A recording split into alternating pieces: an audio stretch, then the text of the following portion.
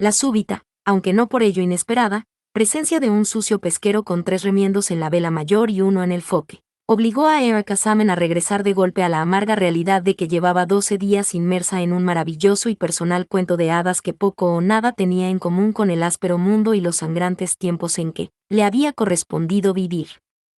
Aunque intentara olvidarla, una feroz guerra continuaba desarrollándose a los mismos pies de una enorme cama en la que todo parecía haberse reducido a abrazos, suspiros, sudores y gritos de pasión, ya que incluso durante las escasas ocasiones en que su incansable amante acudía a reunirse con el relojero y el carapalo en el despacho del segundo piso, la muchacha continuaba sin querer poner los pies en tierra, limitándose a permanecer tumbada sobre aquel mullido campo de batalla, evocando una y mil veces los inolvidables momentos pasados.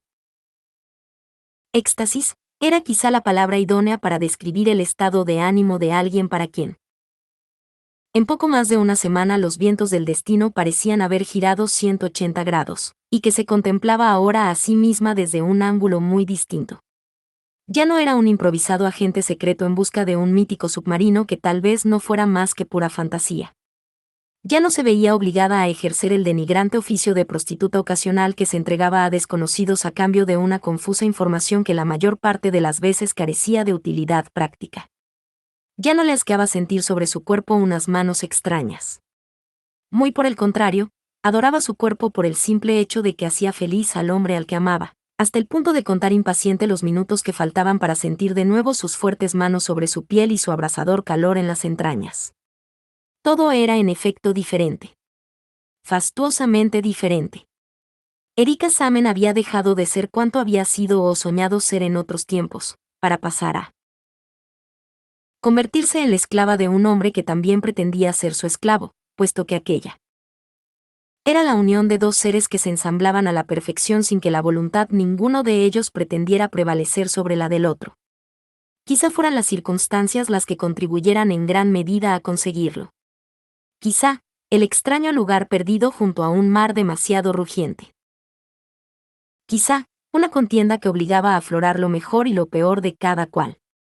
Quizá, la certeza de que el tiempo de que disponían era a todas luces demasiado corto, o el miedo a un amargo futuro de soledad sin esperanzas de reencuentro. Fuera lo que fuera, provocó una reacción devastadora en la que podría creerse que cada cual se esforzaba por devorar al otro al tiempo que se convertía en parte de él, como si en verdad ambos estuvieran convencidos que por el hecho de entregarse con tan inconcebible ardor, el día en que al fin les obligaran a separarse ya no volverían a ser tan solo un hombre y una mujer independientes entre sí, sino más bien dos mitades de un solo ser constituido por la fusión de ambos. Llevado a tales extremos, a veces el amor va más allá de la simple entrega física, para pasar a convertirse en la imperiosa necesidad de compensar las propias carencias recibiendo de la parte amada aquello que nunca se ha tenido. En el fondo se encuentra directamente ligado a la eterna búsqueda por parte de todo ser viviente del punto de perfección que le fue negado al nacer. Para Erica Salmon el hombre al que amaba derrochaba energía, valor, generosidad, inteligencia, espontaneidad, elegancia y un irresistible encanto personal, lo que conforma un conjunto de méritos que tradicionalmente se negaba a sí misma. En lo personal siempre se había considerado demasiado débil, cobarde e introvertida.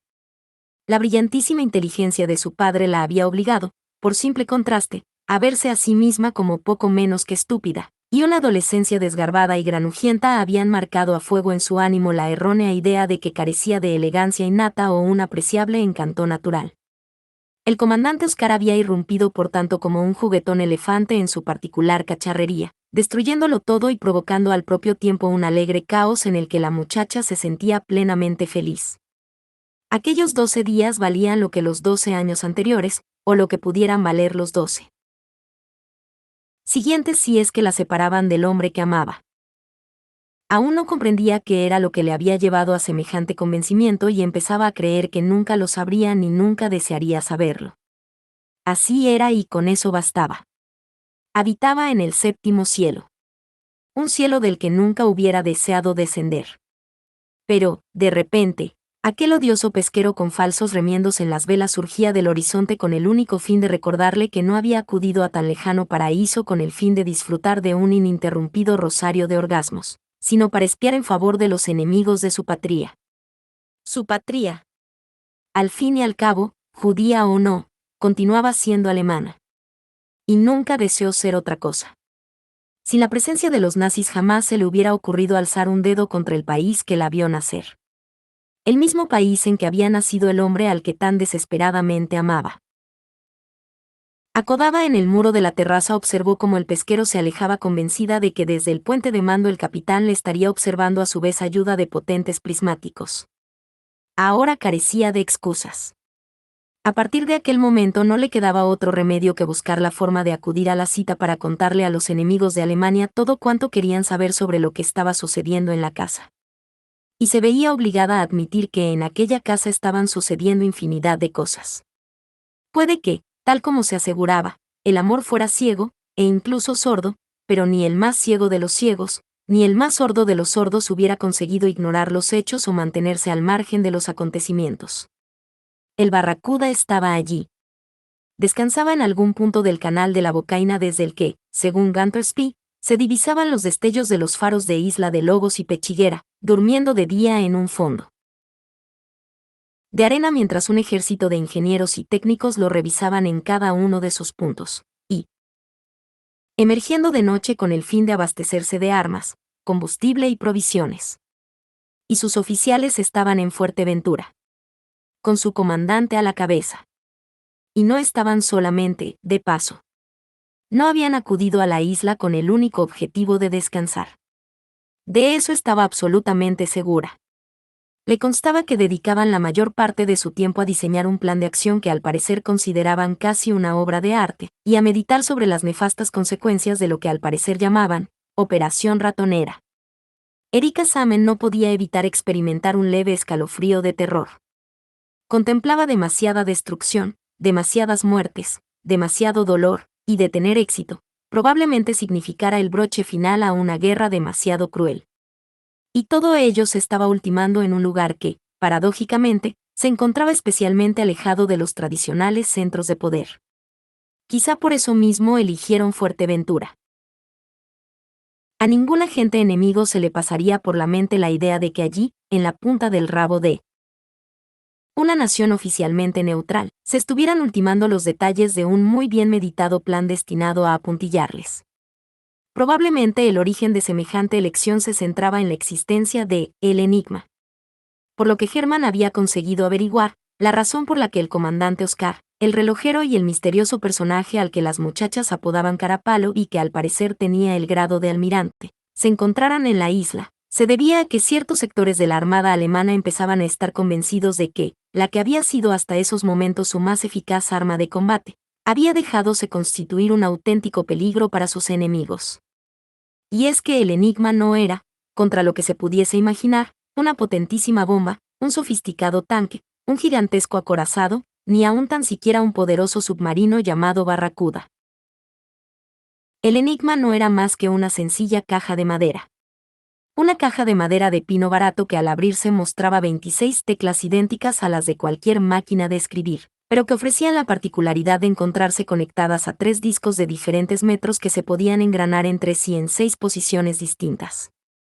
Cada uno de dichos discos contaba con un desordenado juego de letras, de tal forma que, cuando se golpeaba la tecla de un mensaje escrito normalmente, la caja cifradora hacía girar uno tras otro esos discos, por lo que al final la letra que resultaba impresa nada tenía en común con la originalmente golpeada. De ese modo, el auténtico mensaje pasaba a convertirse en un galimatías que a continuación se emitía sistema Morse, y que únicamente quien dispusiera de una máquina semejante y supiera en qué posición debían ser colocados los 3 discos, conseguiría descodificar. Como cada disco disponía de más de 4000 elevado a la 24 potencia de conexiones distintas, y las ruedas podían intercambiarse de 6 formas diferentes, el número de combinaciones posibles se elevaba a una cifra astronómica, lo cual impedía que nadie soñara siquiera con averiguar la naturaleza de los mensajes. La Escuela de Códigos del gobierno inglés llevaba años intentando descifrar las claves del enigma y para ello había reclutado a los mejores cerebros de las universidades, así como a los más renombrados matemáticos, lingüistas e incluso jugadores de ajedrez del país, pero todos sus esfuerzos habían concluido en estrepitosos y humillantes fracasos. El alto mando alemán tenía muy claro por tanto que mientras sus códigos de comunicación continuaran siendo un misterio para el enemigo, sus ejércitos, sus barcos, sus aviones, y sobre todo, su numerosa flota de submarinos podrían seguir dando y recibiendo información sin el más mínimo riesgo. Aburrido y decepcionado, el Servicio de Inteligencia Naval británico, que asistía impotente al hecho de que en cuanto sus convoys se hacían a la mar los submarinos alemanes los detectaban y comenzaban a transmitir un aluvión de órdenes secretas con objeto de agruparse en un punto determinado y atacar en manada según la táctica diseñada por el almirante Dönitz, llegó a la conclusión de que su única esperanza de salvación estribaba en conseguir capturar intacta una de aquellas malditas máquinas. Debido a ello, los capitanes de todas sus naves de combate recibieron la orden prioritaria de no hundir ningún buque alemán sin haber intentado previamente apresarle. Por su parte, los responsables de las naves de combate alemanas tenían orden expresa, bajo pena de muerte, de que lo primero que tenían que hacer en cuanto se vieran en el más mínimo peligro, era destruir su sofisticado codificador. En 3 ocasiones los ingleses estuvieron a punto de lograr su objetivo de ponerle la mano encima a el enigma, pero por desgracia tan solo obtuvieron partes sueltas, lo cual había servido al servicio de códigos para entender su funcionamiento, pero no para descifrar sus claves.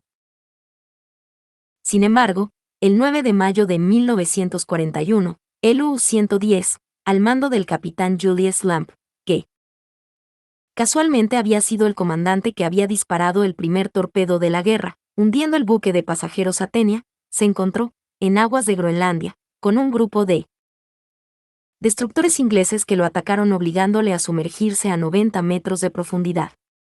Sabiéndose perdido, el capitán Lemp ordenó colocar cargas de dinamita con el fin de volar el barco, vaciar los tanques de lastre, y abandonar la nave en cuanto emergiera.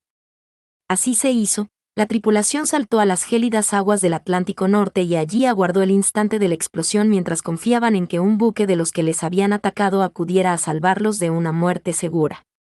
El destructor Buffy Dock se lanzó a toda máquina la idea de pasar por el ojo al submarino que flotaba inerme, pero en el último momento su comandante cambió de idea. Se detuvo en seco y envió una lancha con 10 hombres en un desesperado intento por apoderarse de el enigma.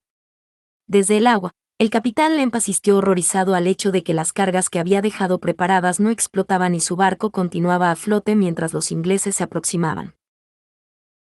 Remando con fuerza. Intentó nadar para subir a bordo y volarse junto con su nave, pero agarrotado por el frío no consiguió su objetivo.